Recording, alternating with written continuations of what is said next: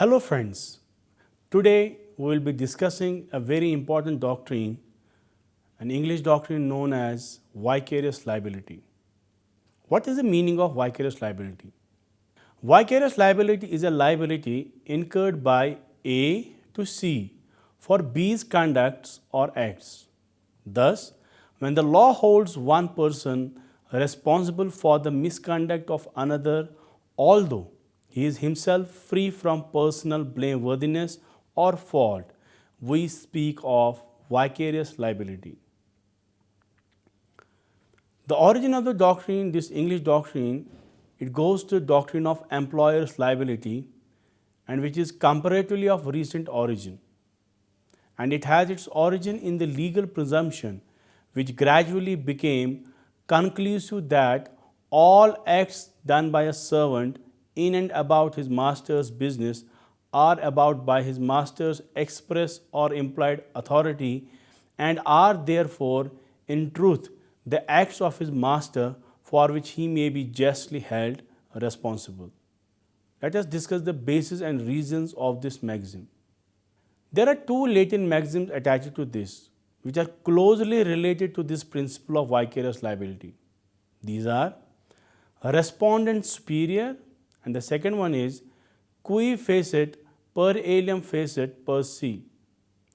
The first maxim means a principal must answer for the acts of his subordinates, and the second explains that he who employs another person to do something does it himself, or in other words, he who acts through another as deemed to act in person.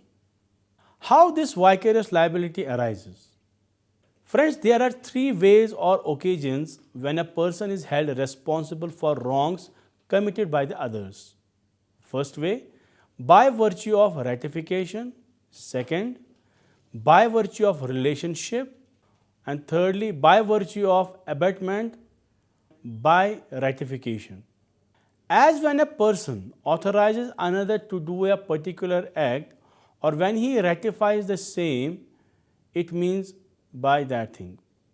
By relationship, when a person stands towards the other in a relationship that consequently renders him liable for the wrong done by that other person.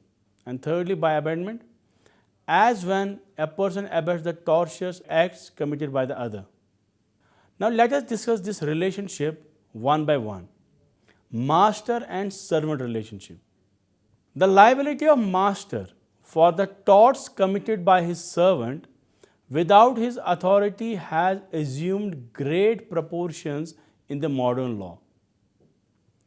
The basic rule of this kind of relationship for liability purpose is that a master is liable for a tort committed by his servants in the course of the latter's employment.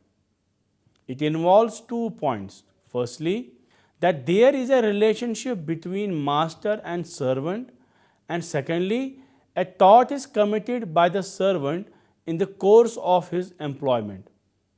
The logical conclusion of this rule is that a master is not responsible for the negligence of others' wrongful act of his servant, but simply because it is committed at a time when the servant is engaged on his master's business.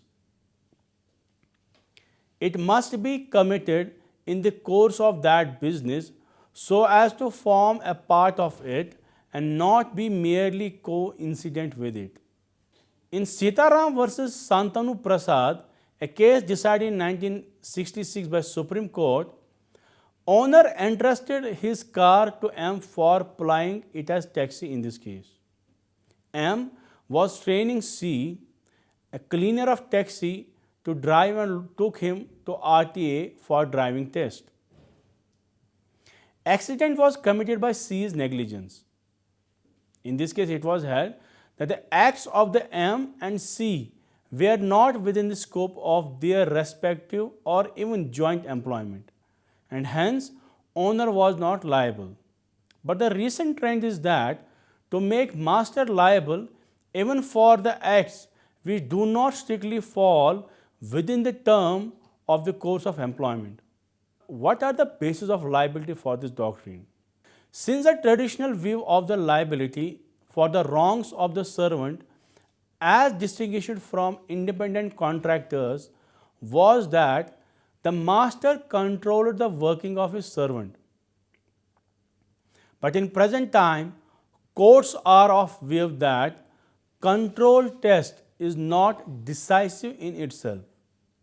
The Supreme Court of India in Darangandhara Chemical Workers Limited versus State of Saurashtra, it laid down that the existence of the right in the master to supervise and control the execution of the work done by the servant is a prima facie test that the nature of control may vary from business to business and is by its nature incapable of any precise definition, that it is not necessary that the employer should be proved to have exercised control over the work of the employee, that the test of the control is not of universal application, and that there are many contracts in which master could not control the manner in which the work was to be done. All the features of the relationship have to be examined before deciding upon the question of master's liability. For example, if we see, hospital authorities are now held liable for the negligence of their medical staff, though they have very little control over them. However, control test still plays an important role in certain cases. For instance, there is a servant who is working under two masters.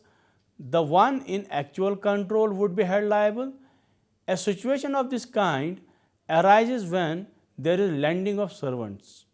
There arises a question as to whether when a general employer lends his servant to another person, there is any change of master for period. The servant is doing the work of that another person. This question becomes material when the servant commits a tort during that period. The principle bearing upon the questions are: there is a strong presumption that the general employer continues to be the master. The burden is on the general or permanent employer to prove that there is a transfer of service. This burden can be discharged by proving only that entire and absolute control over the servant was transferred to the hirer, and that the servant had expressly or impliedly consented to transfer, and a term in the contract between the general employer and the hirer stipulated as to shall be the master. The relationship between the master and the servant gives rise to different forms of liabilities. That is, of the master to third persons, of the servant to third persons, of the master to his servants, of the servant to his master. It is important to note that the doctrine of vicarious liability is no more justified simply by the principle embodied in the above stated maxims, that is, respondent superior and qui facet. In recent times, the vicarious liability has to come to be recognized on the underlying idea of expediency and public policy. Now friends, let us have a look on another important aspect of this doctrine. To us, a question is to be asked that who is a servant? A servant is a person who acts under the direct control and supervision of his master or employer. He is bound to follow all the reasonable orders given to him in the course of his employment. A servant is distinct from independent contractor. An independent contractor is employed to act for another, but he does the work independently of employer's control or interference. He undertakes to produce a given result, but in actual execution of work, he is under the order or control of the person for whom he does it. He uses his own discretion in the things not specified beforehand. As a general rule, an employer is liable for torts of his servant, but he is not liable for the torts of an independent contractor. Let us understand this aspect by virtue of an illustration. A engages B as a driver for his car. While driving the car, B negligently knocks down C. A is liable to C as B is his servant. X is a reporter on the staff of a newspaper. He published a libel against B. The management is liable to B as X is a servant. Now another thing, what is master's liability to others?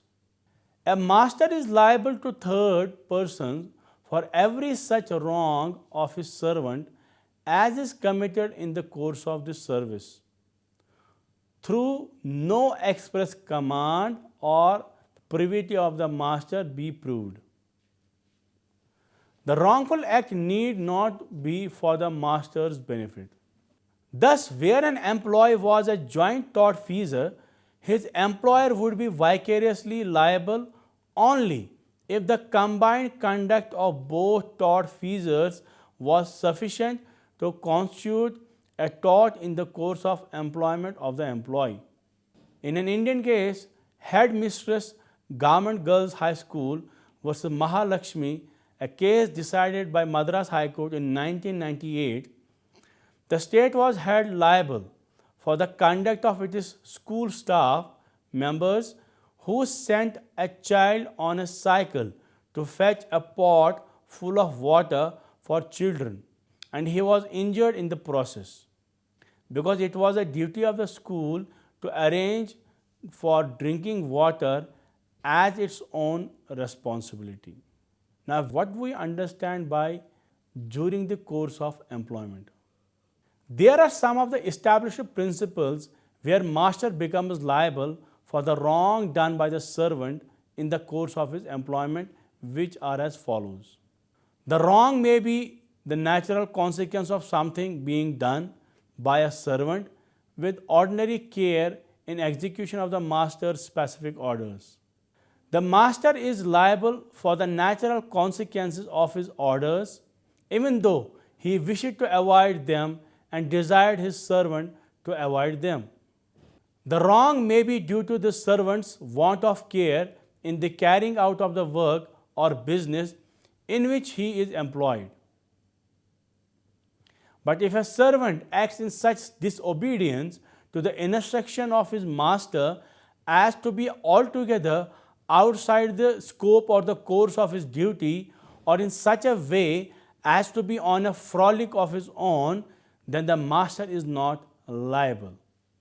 Now, what are the legal basis for employer's liability?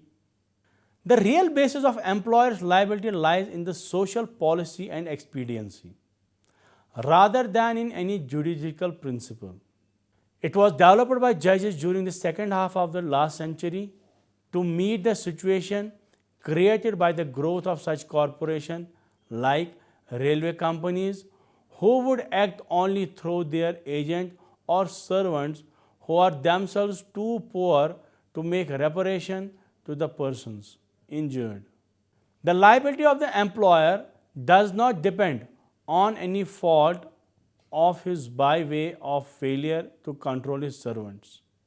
The employer is held liable not because he is guilty of breach of duty on his part towards the injured person, but because the latter has been injured by some useful or negligent conduct of his servant, though he had no part in such conduct.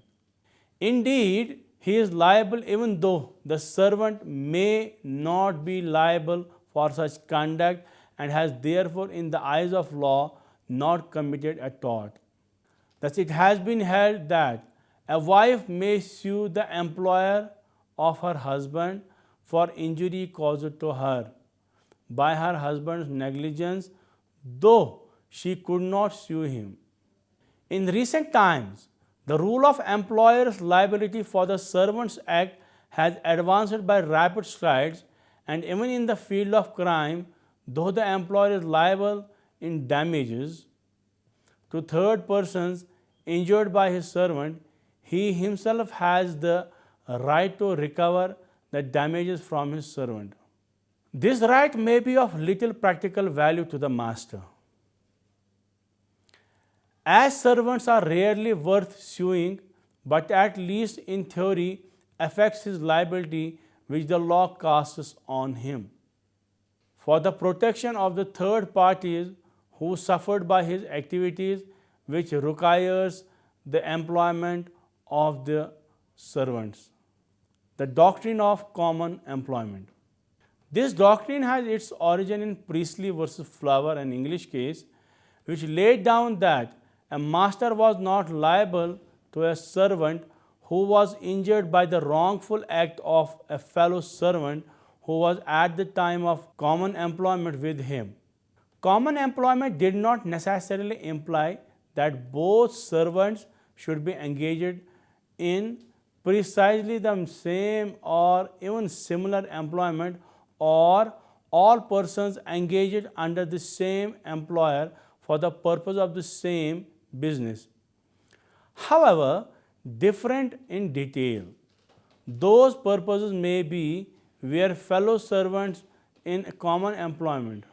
The employment must be common in the sense that the safety if one servant must, in ordinary and natural course of things, depend in the care and skill of the others.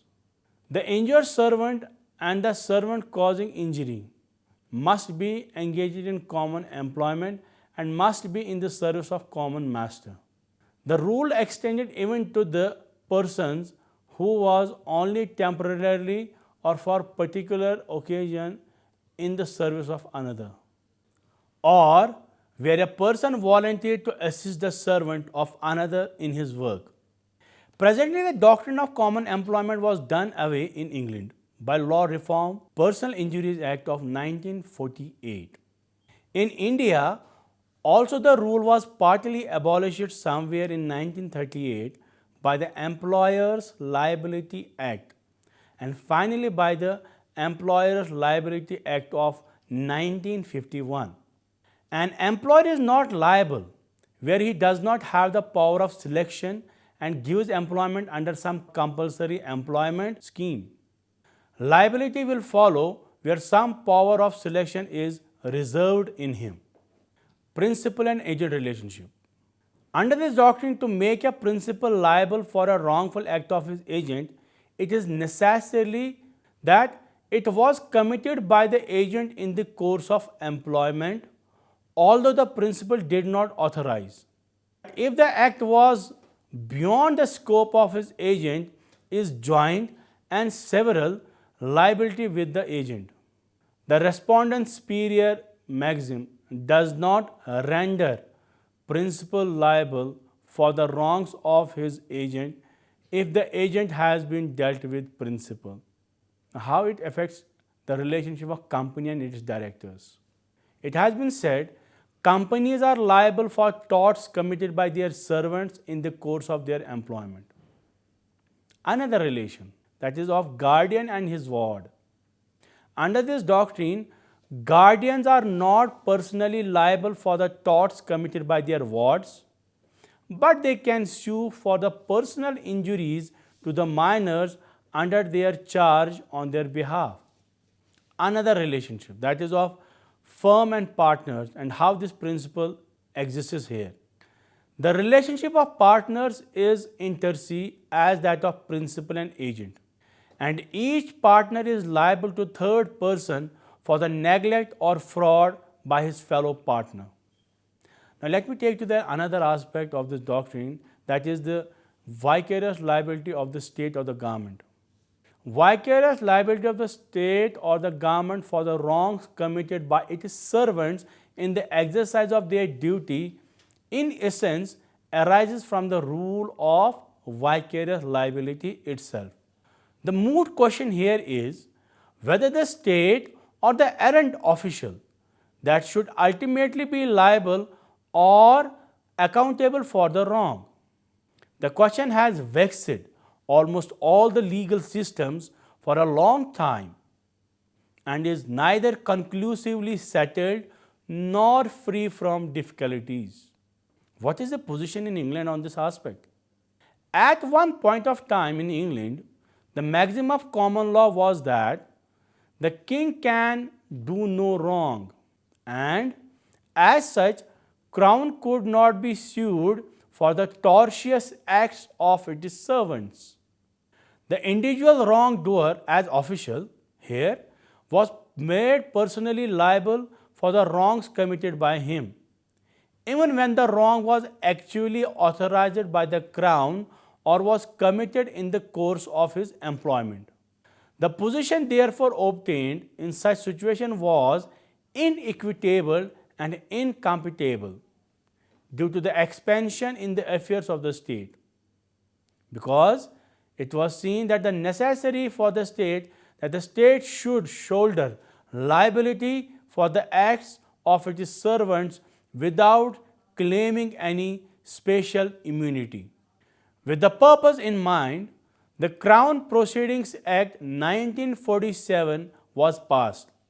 Now the situation is that, like a private employer, the Crown is liable for the torts committed by its servants in the course of their employment. Now let us discuss the present position of India. Article 300 of Indian Constitution states legal position of the state as regards to this liability for the tortious acts of servants done in the course of their employment. The article provides that the Government of India only may sue or be sued by the name of Union of India, and Government of a state may sue or be sued by the name of state and may subject to any provision what may be made by act of parliament or of the legislature of such state enacted by virtue of powers conferred by this constitution, sue or be sued in relation to their respective affairs in the like cases as the Dominion of India and the corresponding provinces or the corresponding Indian states might have sued or been sued if this constitution has not been enacted. Thus, as per Article 300, that the Union of India and the state are the juristic persons, but this article does not mention those circumstances under which the Union of India or the state of the governments can sue and be sued. This article mandates simply to refer to the legal position prevailing before the commencement of the Constitution. The Act of 1858 made it clear that the government was liable for the acts of its servants in those cases in which the East India Company would have been made liable. Thus, what we understand, if my servant, because of my direction, yet during the course of my employment, commits any wrong, I am liable for his actions. Thank you.